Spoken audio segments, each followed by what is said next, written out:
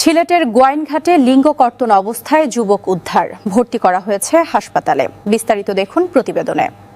সিলেটের গোয়াইনঘাট উপজেলায় একটি পরিত্যক্ত বাড়ি থেকে লিঙ্গকর্তন অবস্থায় মঞ্জুর আহমদ নামের এক যুবককে উদ্ধার করা হয়েছে। বর্তমানে তিনি Sylhet MAG Osmani medical college হাসপাতালে আশঙ্কাজনক অবস্থায় চিকিৎসাধীন রয়েছেন। আহত মঞ্জুর আহমদ তোয়াকুল ইউনিয়নের লাকি গ্রামের মনির উদ্দিনের ছেলে এবং স্থানীয় ইউপি সদস্য আলাউদ্দিনের চাচাতো ভাই। শনিবার ভোরে ফজরের নামাজের পর গ্রামের একটি খালি বাড়িতে তাকে রক্তাক্ত অবস্থায় পড়ে থাকতে দেখেন স্থানীয়রা তাকে দ্রুত উদ্ধার করে ওসমানী হাসপাতালে নিয়ে যান। তার অবস্থা গুরুতর বলে জানা গেছে। সালুটিকর তদন্ত কেন্দ্রের ইনচার্জ আবদুল্লাহ আল মামুন জানান, খবর পেয়ে পুলিশ ঘটনাস্থল পরিদর্শন করেছে। এটি কি কোনো অপরাধমূলক হামলা নাকি আত্মহত্যার চেষ্টা তা এখনও নিশ্চিত নয়।